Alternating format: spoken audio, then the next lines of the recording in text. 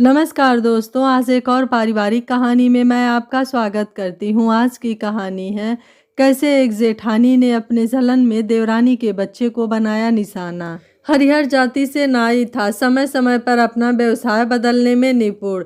गांव बड़ा नहीं था तो जिन थोड़े बहुत लोगों को बाल कटवाना होता वे प्रातः ही स्नान ध्यान के पहले ही बाल कटवा लेते। इसलिए प्रातःकाल नाई के रूप में काम करता था और 9:30 बजे से मजूरी करने चला जाता। जिंदगी एक धारा में बह रही थी, न उतार न चढ़ाव। हाँ, नाई जात का होने से सहालक आते ही शादियां करवाना अवश्य ही बढ़ जाता, अन्यथा वही प्रातः होते बाल काटना कैंची से, घास छीलना खुरपी से। बस इतने भर का था हरिहर। इसी हरिहर के 2 बेटे थे, रामू और श्यामू, पर हरिहर उनको बड़का और छोटका कहकर बुलाता था।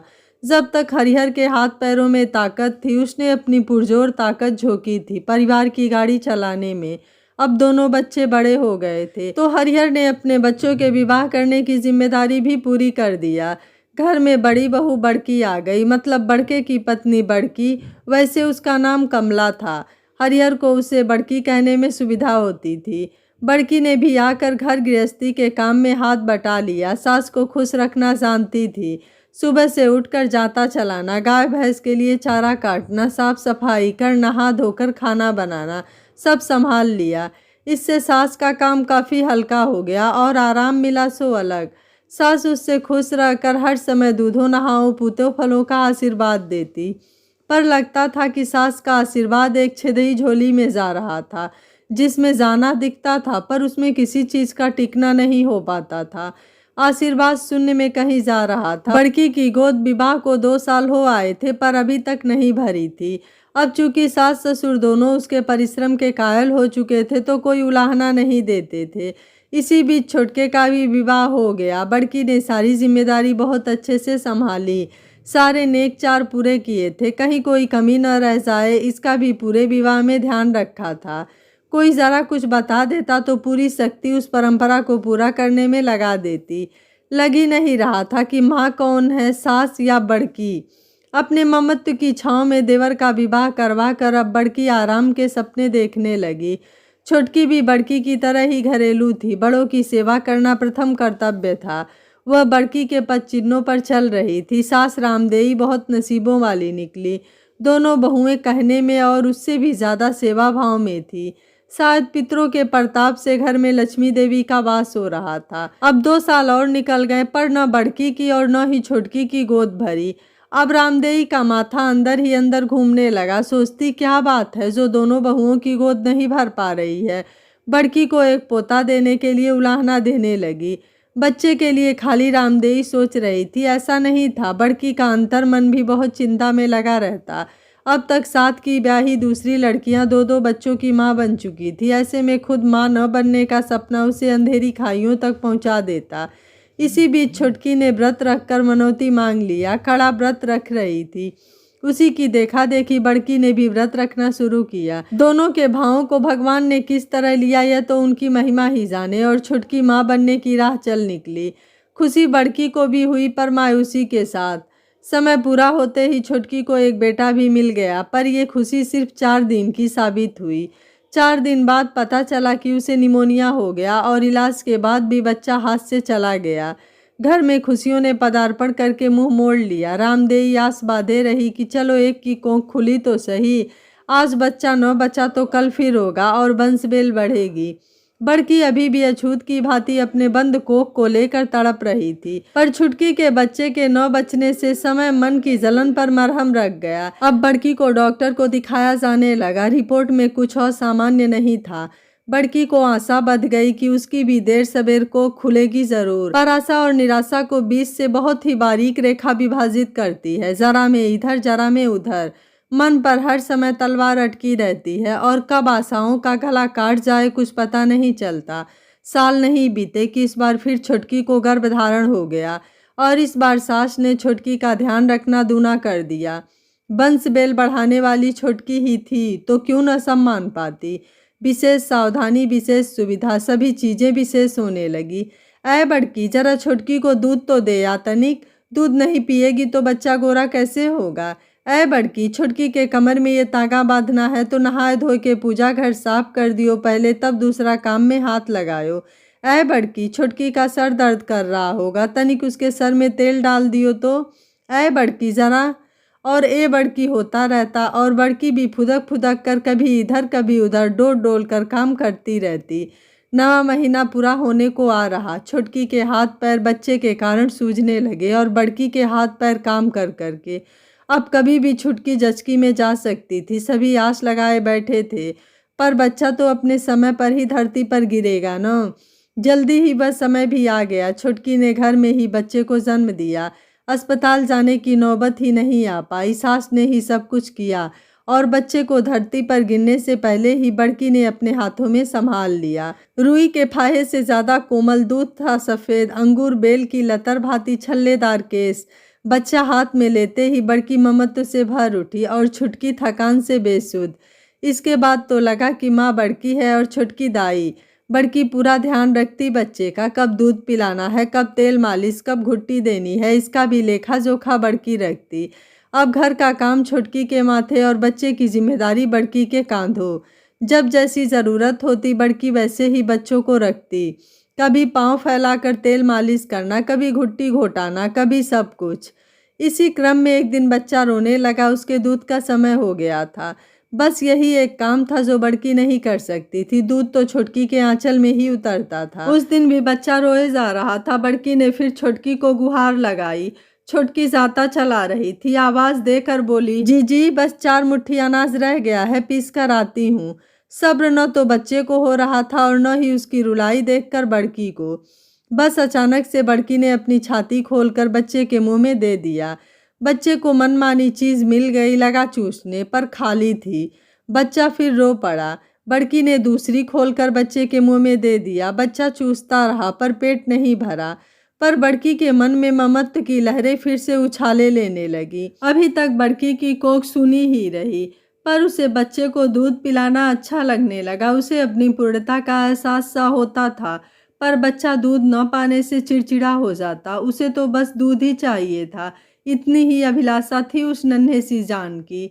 पेट न भरने से बच्चे की चिड़चिड़ाहट से छुटकी परेशान होती रहती। अक्सर ऐसा होता कि बच्चे का मुंह माँ की छाती से लगाने के बाद भी बच्चा कभी छाती चूसता, कभी छाती मुंह में नहीं लेता। और जब मुंह में नहीं लेगा तो उसे पता कैसे चलेगा कि क्षुधा शांत करने का बस यही एक उपाय है। इसलिए रोता ही रहता और जल्दी काबू में नहीं आता था। और जब तक उसका रोना बढ़ रहा था, उधर बड़की का अपने अहम को इस भांति तुष्ट करना जारी रहा। एक दिन इसी भांति बड़की बच्चे को अपनी छाती पिला रही थी। बच्चे को दूध न मिलने से बच्चे ने पूरी ताकत के साथ उसकी छाती को अपने मसूड़ों से काट लिया। भले बच्चा था तो क्या, बच्चे की ताकत सिर्फ उसके मुंह में ही होती है। बड़की स्तनों पे आई चोट से बिलबिला उठी और एक जोर की चपत बच्चे के गाल पर लगा दिया। इसी समय अनहोनी हो गई। छुटकी आ पहुंची थी और चपत बच्चे के गाल के साथ उसके अहम पर पड़ी। गर्व और गुस्से से भरी छुटकी चिघाड़ उठी, जी जी ये आप क्या कर रही हैं? मेरे बच्चे को अपना दूध पिला रही हैं? अरे दूध पिलाने का इतना ही शौक है तो क्यों नहीं पैदा करती एक बच्चा? मेरे बच्चे पर क्यों टोना कर रही हैं? छुटकी क्या बक रही हो तुम? मैं क्या जानबूझकर अपनी कोख पर लात मार रही हूँ और तुम्हारे बच्चे की मैं देखभाल करती हूँ या टोना करती हूँ? और जो मैं देख रही हूँ कि मेरे बच्चे को दूध पिला रही थी वो क्या था? छुटकी, तुम्हारे आने में देर हो रही थी तो बहलाने के लिए मैंने उसके मुंह में दे दिया था, और देखो कितनी जोर से उसने काटा है। और यह कहकर उसने अपनी छाती छुटकी के सामने खोल दी। नग्न स्तनों पर बच्चे के काटने का कोई निशान नहीं दिख रहा था तो वह जोर से और भड़की, क्या किया है मेरे लाल ने? बताओ, दिखाओ दिखाओ। और ऐसा कहकर बड़की के कपड़े को पकड़ा। इसी छीना झपटी में बड़की का ब्लाउज फट गया। सामने से आग में घी डालने जैसा हो गया बड़का। छोटका, सास और हरिहर तीनों आंगन में आ गए और बड़की का खुला शरीर दिखा। बड़की जो अभी तक समझाने की कोशिश कर रही थी, अब अपने खुले शरीर के साथ सबके सामने पड़ जाने से अजीब स्थिति में पहुंच गई थी। बड़के ने अपनी पत्नी के खुले शरीर को देखा तो बहुत क्रोधित हो गया। उसने मान लिया कि बड़की अक्सर ऐसे ही निर्वस्त्र घर में कलह करती रहती होगी। फिर न आओ देखा न ताओ और बड़की को वह पीटने लगा। बहुत देर तक मारते रहने से जब थक गया तब शांत हुआ। बड़की के गुस्से का दायरा अब छुटकी से लेकर सास ससुर पति छुटकी सभी तक विस्तृत हो गया। सारे झगड़े की जड़ बच्चा है, ये बात उसे खाए जा रही थी। आज पहली बार उसे बच्चा अपना नहीं छुटकी का लगा। सास ने बड़ी मुश्किल से स्थिति को संभाला, पर अब घर बदल चुका था, पहले जैसी बात नहीं रही। अब आए दिन आते जाते छुटकी बड़की को देखकर सुनाती चलती, माई जरा काजल उठा देना, बच्चे को लगा दूं, कहीं लोगों की नज़र न लग जाए। अपना बच्चा पैदा नहीं कर सकते लोग तो दूसरे के बच्चे को छीनने लगते हैं। देखना बंस बेल तो मेरे ही बेटे से बढ़ेगी, दूसरों का वश चले तो घर में कोई दिया जलाने वाला न छोड़े। अरे माई, अपने सारे गहने मेरी बहू के लिए रख छोड़ना, कहीं ऐसा ना हो कि ये कुल घातनियों के हाथ लग जाए। अच्छा माई, बच्चा पैदा होने से चेहरे पर नूर अपने आप आ जाता है ना, या कुछ लोग अपनी सुंदरता बनाए रखने के लिए बच्चा पैदा ही नहीं करना चाहते। बड़की यह सब सुनकर आहत हो जाती। रात बड़के की छाती पर सर रखकर खूब रोती, और बड़का क्या कर सकता था। खराबी न उसमें थी न बड़की में, पर पता नहीं भाग्य कहाँ सो रहा था, उनका अपना बच्चा हो ही नहीं रहा था। दोनों ही कुमलाए जा रहे थे। बड़के की जिंदगी घर के बाहर रहकर संतुलित हो जाती थी, पर बड़की का मानसिक संतुलन छुटकी को देखते और उसके ताने सुनते सुनते डामाडोल होने लगा। उसे तो सिर्फ बच्चा चाहिए था, जो छुटकी देने को तैयार नहीं थी। छुटकी जितना बच्चे को अलग करने को सोचती, बड़की उतना ही अलग होकर भी बच्चे से अलग नहीं हो पाती। एक दिन बड़की को मौका मिल ही गया। छुटकी घर के बाहर गाय घर में सफाई और उपले पातने में लगी थी। बच्चा घर के अंदर सो रहा था। बड़की मौका मिलते ही बच्चे के पास पहुंच गई और उठाकर अपने सीने से चिपका लिया। खूब प्यार किया। इतने दिनों की कसर पूरी करने के लिए फिर अपनी छाती बच्चे के कुनमुनाते ही उसके मुंह में डाल दी। ममता फूट पड़ी, न चाहते हुए भी करिश्मा हो गया और उसकी छाती से दूध शुरू हो गया। बड़की का जीवन सार्थक हो गया। इसी समय छुटकी अचानक घर में आ गई और फिर से घर में कोहराम मच गया। छुटकी ने बच्चा बड़की की गोद से छुड़ा लिया। छीना झपटी में बच्चा जमीन पर गिर पड़ा। छुटकी और बड़की दोनों एक साथ बच्चे को उठाने को लपकी। बच्चा बड़की ने उठा लिया। छुटकी को नागवार गुजरा। फिर शुरू हो गया अपशब्दों का सिलसिला। सास भी आ गई उस महायुद्ध में बीच बचाव करने। उस समय युद्ध शांत हो गया, पर बड़की के दिमाग में तूफान आ गया। बच्चा उसे छुटकी का नहीं, उसका अपना जना लगने लगा था। दिमाग कहता कि बच्चा छुटकी का है, पर मन गवाही देता कि बच्चा उसका है, नहीं तो उसकी छातियों में दूध कैसे आ गया। पर इस घटना के बाद के तूफान ने उसे हिला दिया। सच्चाई और झूठ में सही गलत का निर्णय ले पाने में असमर्थ हो गई। उसने निर्णय ले लिया, ये बच्चा मेरा है, और अगर ये मेरा नहीं तो छुटकी का भी नहीं। वह छुटकी को बच्चा छीनने नहीं देगी, किसी भी हालत में नहीं। अगर बच्चा उसका नहीं तो छुटकी का भी नहीं। और फिर दिमाग से खसकी बड़की ने वह कदम उठा लिया जिसकी कल्पना कोई नहीं कर सकता। उसने बच्चा उठाया और दूध में चूहा मारने वाली दवा घोलकर चम्मच से उसके गले में उड़ेल दी, और हंसते हुए बाहर छुटकी को अपने आप से ये खबर दे आई। हाय कहकर छुटकी ने सास को बुलाया और बच्चा लेकर अस्पताल भागी। जाते जाते सास बड़की से कह गई कि अगर बच्चे को कुछ भी हुआ तो तेरी खैर नहीं। उसके साथ साथ गांव के दूसरे लोग भी अस्पताल भागे, पर अस्पताल पहुंचते पहुंचते बच्चे ने आखिरी सांस ली। उनके गांव लौटने से पहले ही बड़की तक ये खबर पहुंच गई, बच्चा मर गया। ये बात दिमागी तौर पर बीमार बड़की बर्दाश्त नहीं कर पाई और बच्चे और घर वालों के घर आने से पहले ही मिट्टी तेल अपने ऊपर छिड़क कर माचिस लगा बैठी। आग की लपटें धधकने लगी। फूस के छप्पर में आग लगते कितने देर लगती है। बड़की लपटों से घिर गई और फिर उसके चिल्लाने की आवाज़ से दूसरे घरों से लोग भागे आग बुझाने के लिए। पर अब उसी अस्पताल में एक ठेले पर लाद कर बड़की लाई गई। रास्ते में उसने मरे बच्चे को लौटते देखा।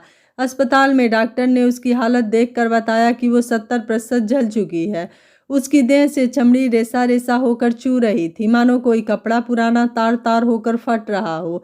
अंदर देह की लाली सफ़ेद हो चुकी थी, जलन मिटाने को पानी मांग रही थी। परिवार वाले अभी बच्चे के गम से उबर भी नहीं पाए थे, तब तक बड़की की हालत देखकर सन्न रह गए। बड़की ने अपनी जलन में ऐसा कदम उठा लिया कि जिसने पूरे परिवार को ही तबाह करके रख दिया था। जिस बच्चे को उसने बचपन से पाला, उसे जहर देते वक्त उसका हाथ भी नहीं कांपा। 4-5 दिन तड़पने के बाद बड़की ने भी प्राण त्याग दिए।